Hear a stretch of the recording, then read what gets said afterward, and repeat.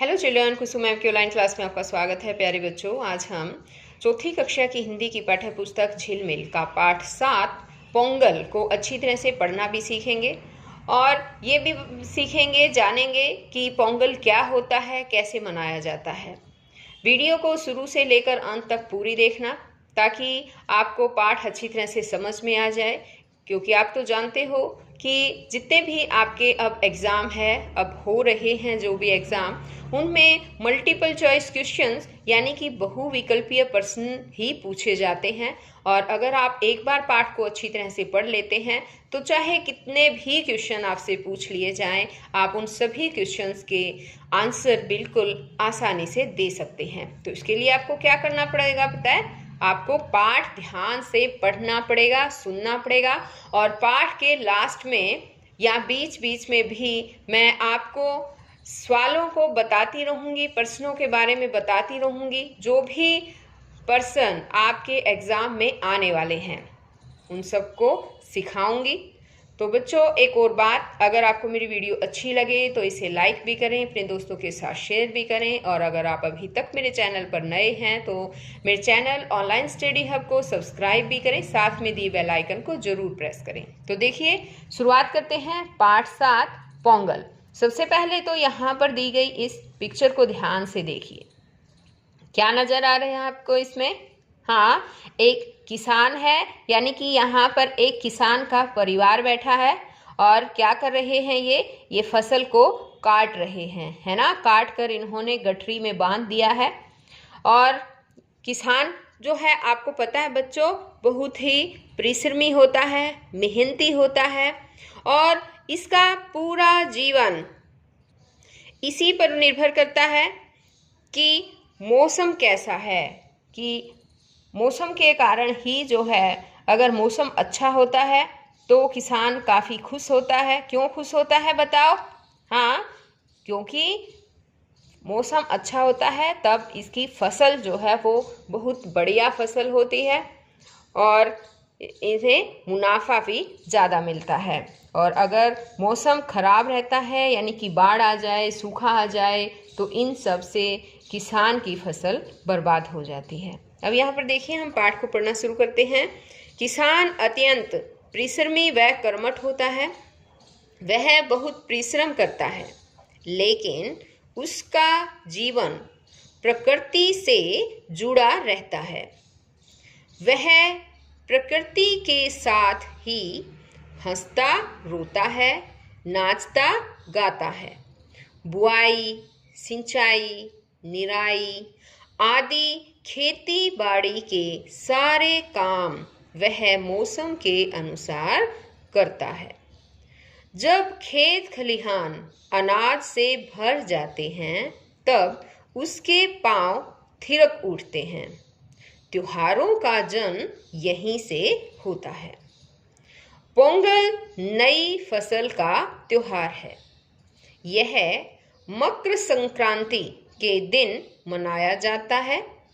तमिलनाडु का यह प्रमुख त्योहार है।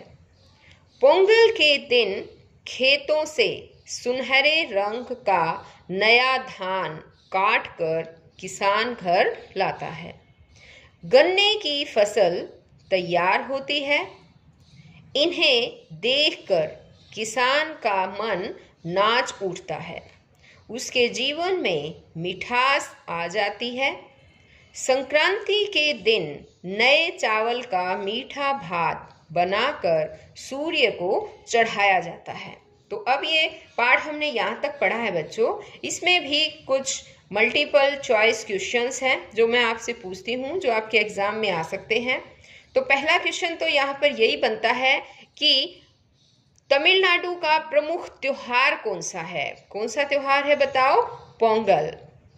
और एक क्वेश्चन ये भी बन सकता है, पोंगल को कौन सा त्योहार कहा जाता है? पोंगल को नई फसल का त्योहार कहा जाता है। एक क्वेश्चन ये भी बन सकता है कि ये किस दिन मनाया जाता है? पोंगल त्योहार जो है वो मकर संक्रांति के दिन मनाया जाता है। और यहाँ पर ये क्वेश्चन भी बन सकता है कि मकर संक्रांति के दिन मीठे में क्या बनाया जाता है? तो चावल का मीठा भात बनाया जाता है और वो किसको चढ़ाया जाता है? सूर्य को चढ़ाया जाता है। और कौन सी फसल उगती है? गन्ने की फसल भी जो है वो तैयार होती है और गन्ने की में ही जो है वो चावल को पकाया जाता है। और फिर एक क्वेश्चन ये भी हो सकता है, पोंगल किसे कहते हैं? तो मीठे भात को पोंगल कहते हैं।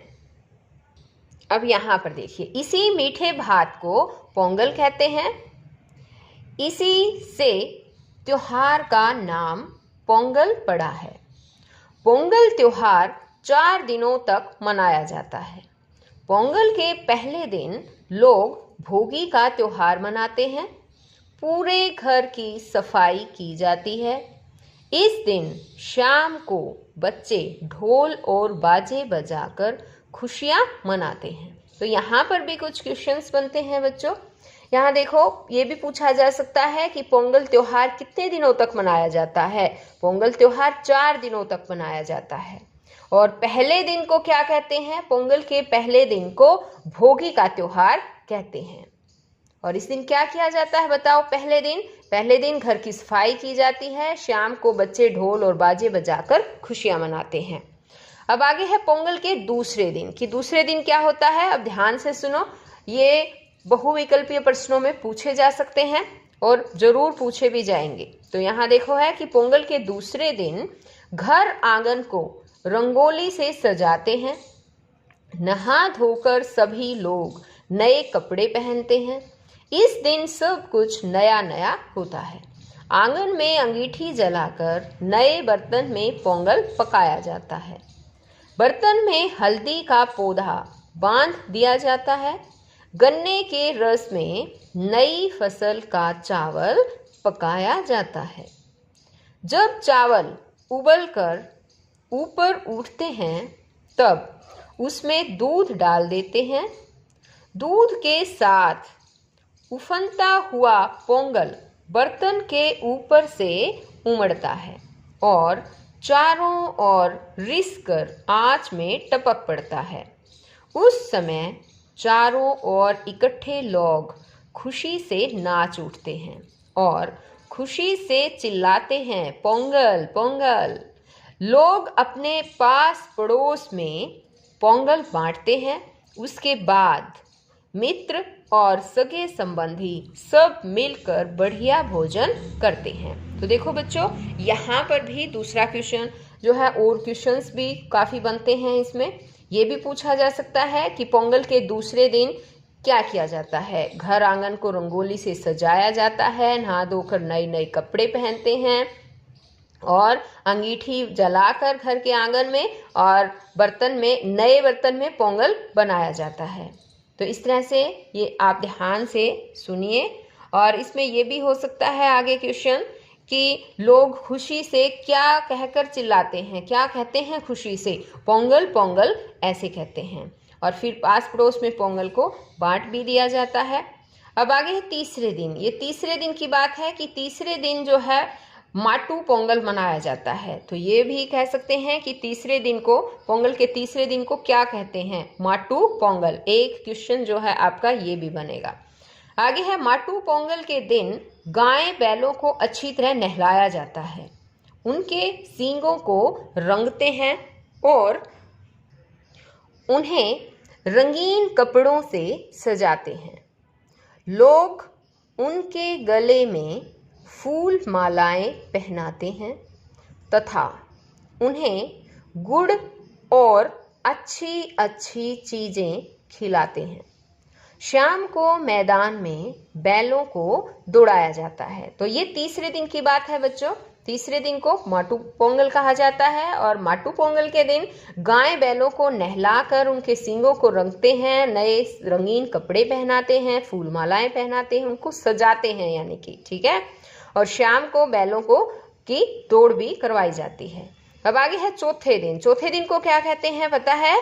काणुम पोंगल। चौथे दिन काणुम पोंगल होता है। खाना खाकर पूरा परिवार घर से बाहर निकल पड़ता है। जगह जगह मेले लगते हैं जिनमें लोग घूमते हैं या आसपास के स्थान देखने के लिए चल पड़ते हैं। खेती से संबंधित यह त्योहार पूरे भारत में किसी न किसी रूप में मनाया जाता है। गुजरात से लेकर बंगाल तक लोग इसे संक्रांति के नाम से मनाते हैं। उत्तर भारत में संक्रांति पर स्नान का महत्व है। गंगा, यमुना, नर्मदा आदि नदियों में लोग स्नान करते हैं। चावल और मूंग की दाल की खिचड़ी बनाकर खाते खिलाते हैं। तो यहाँ पर भी कुछ क्वेश्चंस बनते हैं बच्चों। एक तो है कि पोंगल के चौथे दिन क्या होता है। चौथे दिन कानुम पोंगल होता है और इस दिन क्या करते हैं लोग, खाना खाने के बाद घर से बाहर घूमने के लिए निकलते हैं। जगह जगह मेले लगते हैं, लोग इनको मेले को देखने का आनंद लेते हैं। ओके, अब आगे ये भी हो सकता है कि संक्रांति जो है वो नाम से जो त्योहार मनाया जाता है वो कहाँ मनाया जाता है, तो गुजरात से लेकर बंगाल तक लोग जो हैं संक्रांति के नाम से ही इस त्योहार को मनाते हैं। और लोग स्नान आदि भी करते हैं इसमें, गंगा, यमुना, नर्मदा आदि नदियों में स्नान आदि भी करते हैं। और इस दिन दाल और चावल और मूंग की दाल की खिचड़ी भी खाते भी हैं और लोगों को खिलाते भी हैं। अब यहाँ पर देखिए, आप इस पिक्चर को ध्यान से देखिए, क्या दिखाई दे रहा है आपको इसमें। हाँ, यहाँ पर रंगोली बनाई जा रही है ना। ये बच्चे मिलकर रंगोली बना रहे हैं। तो बच्चों, आज तो इस वीडियो में केवल इतना ही। नेक्स्ट वीडियो में मैं आपको इस पाठ के अभ्यास में आने वाले शब्दार्थ, प्रश्न उत्तर और अदर जो भी एक्टिविटी है वो सब समझाऊंगी। तो हम फिर मिलते हैं एक नई वीडियो में। तब तक के लिए बाय बच्चों।